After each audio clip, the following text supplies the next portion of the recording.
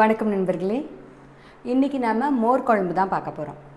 இந்தியாவில் 50 கிலோமீட்டருக்கு ஒரு முறை டேஸ்ட்டு பண்ணுற செய்முறை எல்லாமே மாறுபட்டுகிட்டே இருக்குமா. அந்த மாதிரி மோர் குழம்பு இந்தியா முழுக்க இருக்குது, வேறு வேறு பேரில் வேறு வேறு வேஷத்தில் இருக்குது. இன்றைக்கி நாம் தமிழ்நாடு கேரளா ரெண்டும் கலந்து கட்டின மாதிரி பார்க்க போகிறோம். ஏன்னா பஞ்சாபில் இருக்கான், அதுக்கப்புறம் நம்ம கர்நாடகத்தில் கூட வேறு மாதிரி இருக்குது, நம்ம கேரளா தமிழ்நாடு இன்னும் நார்த் சைட்லேயும் கொஞ்சம் வேறு திக்காக வேறு மாதிரி இதில், ஆனால் மோர் குழம்பு ஸ்டைலில் கொஞ்சம் மாறுதல்களோடு இருக்குது. இன்றைக்கி கேரளாவும் தமிழ்நாடும் கலந்து கட்டின ஒரு மோர் குழம்பு நம்ம பார்க்க போகிறோம். பார்க்கலாம்.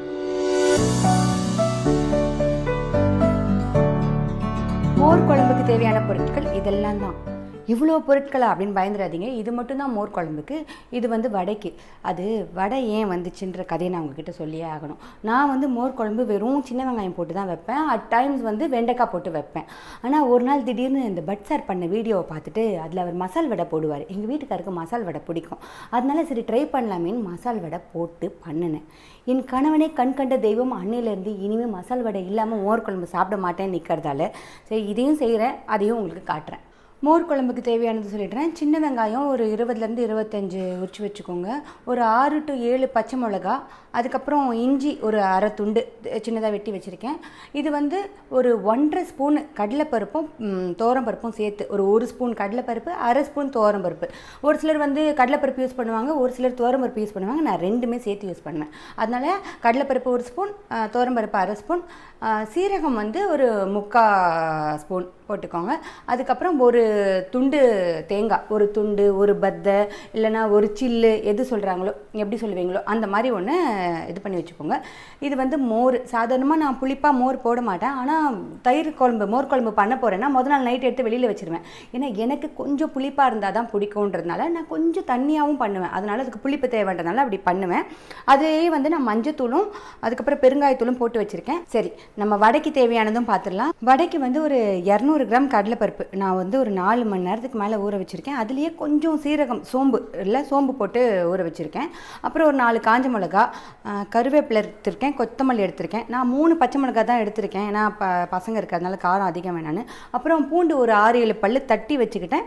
இஞ்சியை கொஞ்சம் துருவி வச்சுக்கிட்டேன். இஞ்சியை ஒரு சிலர் இதிலே போட்டு அரைப்பாங்க. நான் துருவி அது வறுப்பட்டு வாயில் கடிப்படும் போது சூப்பராக இருக்கும். அதனால் அப்படி வச்சுக்கிட்டேன். இந்த வெங்காயம் 2 வெங்காயம் வேணும். இது ஏன் நான் கட் பண்ணாமல் வச்சுருக்கேன் அப்படிங்கிறது சஸ்பென்ஸ். அப்புறம் ரொம்ப முக்கியமாக தேங்காய் எண்ணெய். அதனால தான் நான் கேரளா ஸ்டைல் அப்படின்னு அப்படியே அழுத்தி சொன்னேன். ஏன்னா நம்ம ஊரில் நம்ம அதிகமாக தேங்காய் எண்ணெய் யூஸ் பண்ண மாட்டோம். ஆனால் நான் மோர் குழம்பு தேங்காய் எண்ணெயில் தான் பண்ணுவேன். தயவுசெய்து பண்ணி பாருங்கள், செம்ம டேஸ்ட்டாக இருக்கும். இப்போது இந்த வடை மாவையும் தயிரையும் நம்ம மிக்சியில் போட்டு எடுத்துக்கலாம். வடை மாவுக்கு அரைச்சி எடுத்தாச்சு, தயிர் அரைச்சி எடுத்தாச்சு. இப்போ நம்ம வறுத்து அரைக்க வேண்டிய பொருட்கள்னு சிலது இருக்குது. ஒரு 5 பொருள். அதை நம்ம ஃபஸ்ட்டு வறுத்துக்கலாம். அது கொஞ்சமாக ஒரு ஸ்பூன் தேங்காய் எண்ணெய் விட்டு வறுத்துக்கோங்க. தேங்காய் எண்ணெய் போட்டுட்டு முதல்ல இந்த கடலைப்பருப்பு துவரம்பருப்பு இருக்கு இல்லையா, அதை போட்டுருவோம். அது கொஞ்சம் வறுபட்டு வரும்போது சீரகத்தை போட்டு வறுப்போம். ஓகே, லேசாக வாசம் வர ஆரம்பிக்குது. இந்த நேரத்தில் சீரகத்தை போட்டுருங்க.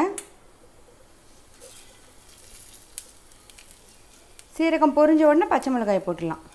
என்ன மனம் அப்படி தான் இருக்குது. இப்போ பச்சை மிளகா போட்டுடலாம். மொத்தமாக நீங்கள் ஒரு 3 மிளகா 6 மிளகா போடுறீங்கன்னா பாதி இதில் போடுங்க, பாதி தாளிக்கும் போது போடுங்க. நான் பெருசாக ஒரு 3 மிளகா இதில் போடுறேன். அதில் ஒரு 4 மிளகா போடுவேன். இதுலேயே இஞ்சி துண்டை போட்டுருங்க.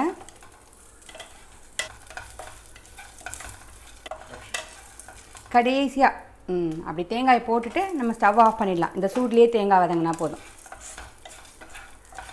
இப்போ நம்ம அதே பாத்திரத்தில் மறுபடியும் தேங்காய் எண்ணெய் ஊற்ற போகிறோம். முதல்ல மாதிரி கஞ்சமாக இல்லை, இப்போ நல்லாவே ஊற்ற போகிறோம். ஏன்னா இதான் குழம்புக்கு டேஸ்ட்டு. இப்போது இந்த தேங்காய் எண்ணெய் வாசம் தான் நம்ம மோர் குழம்பு அப்படி தூக்கி கொடுக்கும். அதனால் ஒரு 4 ஸ்பூன் ஊற்றிக்கோங்க. நல்லா 4-5 ஸ்பூன் உங்களுக்கு எவ்வளோ பிடிக்குமோ அந்த மாதிரி ஊற்றிக்கோங்க. எண்ணெய் காஞ்சோன்னே நம்ம கடுகு, கடலைப்பருப்பு, சீரகம் போட்டு தாளிக்க போகிறோம். இதெல்லாம் நான் சொல்லலை, மறந்துட்டேன்னு நீங்கள் நினைக்கக்கூடாது. இதெல்லாம் சாதாரண தாளிக்கிற விஷயம், உங்களுக்கே தெரியுன்றதுனால நான் இப்போ மெதுவாக சொல்கிறேன்.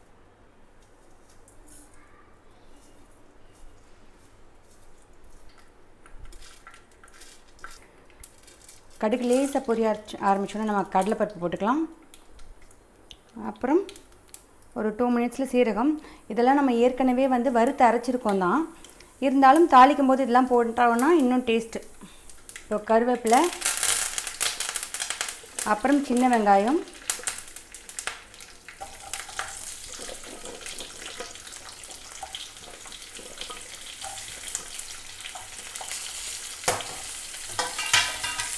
அதுக்கு அடுத்து பச்சை மிளகாய் 2 கீறி போட்டுருங்க.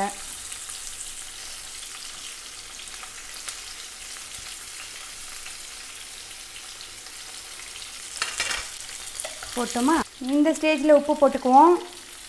அது நம்ம வெங்காயம் வதங்கிறதுக்கும் கொஞ்சம் உதவியாக இருக்கும். சாதாரணமாக மோர் குழம்பு பண்ணுறவங்க துவரம்பருப்பு, பச்சரிசி இல்லை கடலைப்பருப்பு, பச்சரிசி இப்படி ஊற வச்சு பண்ணுவாங்க. நானும் அப்படி பண்ணியிருக்கேன். ஆனால் எனக்கு இந்த ரெசிபி கோயம்புத்தூர் ஃப்ரெண்டு ஒருத்தவங்க சொல்லி கொடுத்தாங்க. இந்த மாதிரி வறுத்து அரைச்சிட்டு அதை சேர்த்து பண்ணுறது ரொம்ப டேஸ்ட்டாகவும் இருக்குது, ஈஸியாகவும் இருக்குன்றதுனால நான் இதுக்கு ஸ்டிக் ஆகிட்டேன். இப்போ வதங்கிடுச்சு வெங்காயம். இந்த நேரத்தில் நம்ம அரைச்சி வச்ச மசாலாவை போட்டு கொஞ்சம் நேரம் வதக்குவோம். ஏற்கனவே வறுத்து அரைச்சது தான், அதனால பச்சை வாசம் அப்படிலாம் இருக்காது. இருந்தாலும் ஒரு ஃப்ளேவருக்காக போட்டு வறுத்து அரைக்க போகிறோம், வதக்க போகிறோம்.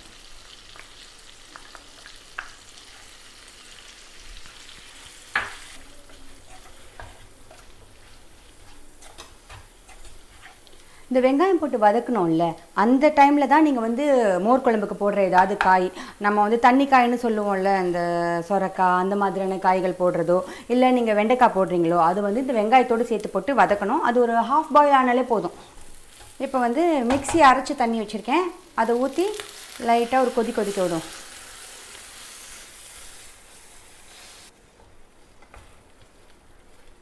இது ஒரு கொதி வரட்டும். அதுக்குள்ளே நம்ம வடைக்கு தேவையானதை எடுத்து வச்சுக்குவோம் ரெடியாக.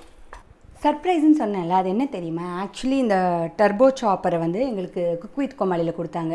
ஆரம்பித்து ஒரு 5-6 எபிசோட்லேயே இது எல்லாருக்கும் கொடுத்துட்டாங்க.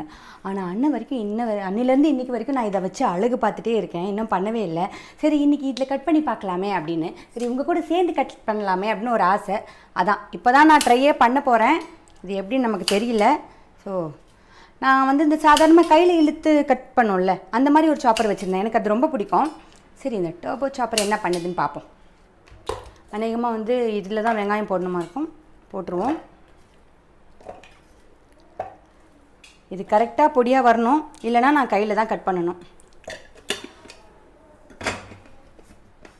ஸ்விட்ச் ஆகப்பட்டது எங்கேயும் காணவில்லை. ஓ, இப்படி அமுக்கணும்னா, அதை போட்டுட்டு இப்படி அமுக்கிட்டோன்னா வெங்காயம் கட் ஆகிடுது. எவ்வளோ ஆயிருக்குன்னு பார்க்கலாம். அப்பா 2 செகண்ட் தான் ஆயிடுச்சு. நல்லா அரைஞ்சிருச்சு, நல்லா பொடியாகவே வந்துருச்சு. இதை நம்ம இதில் போட்டுக்கலாம். போட்டுட்டு இதை இதில் சேர்த்துருவோம். நல்லா பொடியாக இருக்குது, வாயில் தட்டுப்படாதுன்னு நினைக்கிறேன் வெங்காயம். இங்கே பாருங்கள், இதில் வெங்காயம் போட்டோம். நம்ம தட்டி வச்ச பூண்டு, அப்புறம் துருவி வச்ச இஞ்சி, கொஞ்சமாக பெருங்காயத்தூள், அப்புறம் பச்சை மிளகாய் வேணும் நமக்கு.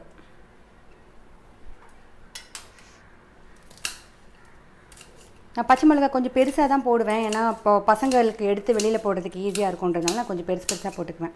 அதனால தான் நான் அதில் போடல. ஸோ பச்சை மிளகாய், அப்புறம் கருவேப்பிலையை நல்லா பிச்சு போடுங்க.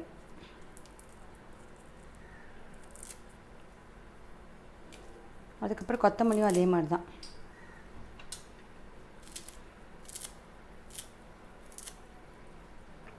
நான் அரைக்கிறதுக்கு முன்னாடி சும்மா ஒரு கைப்பிடி பருப்பு எடுத்து வைப்பேன். ஏன்னா அது போட்டு வடை பண்ணும்போது முழுசாக அங்கங்கே பருப்பு கிடச்சா நல்லாயிருக்குன்றதுனால.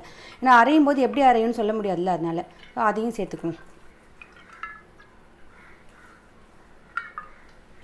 இப்போ இது ரெடி. தண்ணியே இல்லாமல் அரைச்சா தான் இப்படி வரும். இங்கே பாருங்கள், இப்போ நம்ம வெங்காயம்லாம் போடும்போது கொஞ்சம் பிடிக்கிறதுக்கு வசதியாக வரும். அந்த மாதிரி அரைச்சி எடுத்துக்கோங்க. இப்போது நாம் மோரை சேர்க்க வேண்டிய நேரம் வந்தாச்சு. ஊற்றிட்டு சிம்மில் வச்சு, அது கொதியெலாம் வரக்கூடாது, அப்படி சும்மா ஒரு மாதிரி கொதிக்க ஆரம்பிக்கும், அப்போ ஆஃப் பண்ணிடணும். இல்லைனா தெரிஞ்சு போய்டும், உங்களுக்கே தெரியும் தானே. இப்போ இது கொஞ்சம் திக்காக இருக்குது, எனக்கு இது திக்கு, அதனால் நான் கொஞ்சம் தண்ணி ஊற்றுவேன். இதுக்கு பேர் மோர் குழம்புன்னு இருக்கிறதுனால, மோருனாலே தண்ணியாக இருந்தால் தான் அது பேர் மோர் அப்படிங்கிறதால நான் கொஞ்சம் தண்ணி ஊற்றிட்டேன். அதுலேயும் ஊற்றிட்டேன்னு நினைக்கிறேன். சாதாரணமாக நீங்கள் வீட்டில் மோர் சாப்பிடும்போது கூட ஒரு சிலர் வந்து தயிரோட கொஞ்சம் பெட்டர் வெர்ஷன் மாதிரி மோர் சாப்பிடுவாங்க. அப்படி சாப்பிட்டோன்னா அதில் எந்த பயனுமே கிடையாது. மோரோட குளிர்ச்சி கிடைக்கவே கிடைக்காது. நல்லா எவ்வளோக்கு எவ்வளோ தண்ணியாக இருக்கோ அப்போ தான் அது மோர், அப்புறம் தான் அது குளிர்ச்சி. இப்போ நம்ம வந்து கருவேப்பிலை, கொத்தமல்லி அப்படி பிச்சு போட்டு இது பண்ணலாம். குளிர்காலத்தில், மழை காலத்தில் மோர் குழம்பு சாப்பிட்ணுன்னு ஆசை வந்துச்சோ, இல்லை உங்களுக்கு கோல்டு இருக்கும்போது மோர் குழம்பு சாப்பிட்ணுன்னா கற்பூரவள்ளி இலை இருக்குல்ல, அதை வந்து இதை சமைச்சு முடிச்சுட்டு அதில் போட்டு வச்சு மூடி வச்சுருங்க. அதுக்கப்புறம் அதை எடுத்து போட்டுட்டு சாப்பிட்லாம். நான் வந்து கொஞ்சம் லைட்டாக புளிப்பாக எனக்கு மோர் குழம்பு வேணுன்றதுனால நான் கொஞ்சம் காரம் அதிகமாக சேர்த்துருக்கேன். நீங்கள் வந்து எனக்கு புளிப்பாக பிடிக்காதுன்னா காரம் அதுக்கேற்ற மாதிரி பார்த்து போட்டுக்கோங்க. நம்ம மோர் குழம்பு ரெடி. இப்போ நம்ம ஸ்டவ் ஆஃப் பண்ணிடலாம். மோர் குழம்புக்கு போடுறதில் கொஞ்சம் குட்டி குட்டி வடையாகவே போட்டுக்கோங்க, அப்போ தான் நல்லாயிருக்கும். இப்படி வச்சு இப்படி ஒரு அமுக்கு, அவ்வளோதான், நம்ம வடை ரெடி ஆகிடுச்சு. இப்போ இந்த வடையை இப்படி மெதுவாக இதில் போடணும். பூண்டு நான் தோலோடு போட்டிருக்கேன், எனக்கு ரொம்ப பிடிக்கும். உங்களுக்கு தோல் வேணான்னா நீங்கள் தோல் இல்லாமல் கூட தட்டி போடுங்க. இல்லை பூண்டு ஒரு சிலர் போடக்கூட மாட்டாங்க, உங்கள் விருப்பம் தான்.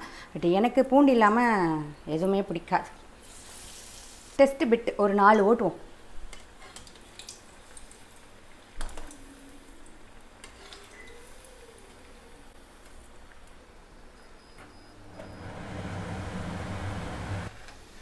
ஓகே, சூப்பராக ஆயிடுச்சு. நம்ம எடுத்துருவோம்.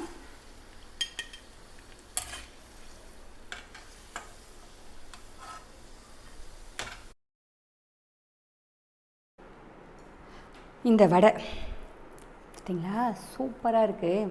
இதை நம்ம அப்படியே மேலே ஊற வச்சுட்டோன்னா இந்த மோர் குழம்பு இந்த வடையில் ஊறி இருக்கும். ஐயையோ, இந்த வடையை வேறு போட்டு எனக்கு ரொம்ப போர் அடிக்குதுங்க அப்படின்னு யாராவது சொல்கிறீங்களா? பிரச்சனையே இல்லை. கடையில் வந்து பக்கோடா கிடைக்கும்ல, அதை வாங்கிக்கோங்க. வாங்கிட்டிங்கன்னா அதில் பெரிய பெரிய பீஸ் இருக்கும்ல, அதை நீங்கள் மோர் குழம்புல போட்டுடலாம். அப்புறம் அந்த சின்னதாக வெங்காயம், இஞ்சி அதெல்லாம் வந்து பொடியாக இருக்கும்ல, அதை வந்து நீங்கள் அதை தொட்டுட்டு சாப்பிட்றலாம். வேறு லெவல், சொர்க்கமே இங்கே தான் அப்படின்னு சொல்லலாம். வாழ்க்கையை ரசித்து வாழ்கிறதுக்கு, ருசித்து சாப்பிட்றதுக்கு. அதனால நல்லா சாப்பிடுங்க. பயங்கரமான விஷயந்தான் இல்லை, சின்னது. அது ஒரு பழைய சாதமாக இருந்தால் கூட ரொம்ப ஆனந்தமாக சாப்பிடுங்க. வாழ்க்கையை என்ஜாய் பண்ணுங்கள். ரொம்ப முக்கியமாக இதை பண்ணி பார்த்து எப்படி இருந்ததுன்னு எனக்கு சொல்லுங்கள். இணைந்திருங்கள் நண்பர்களே, தொடர்ந்து பயணிப்போம்.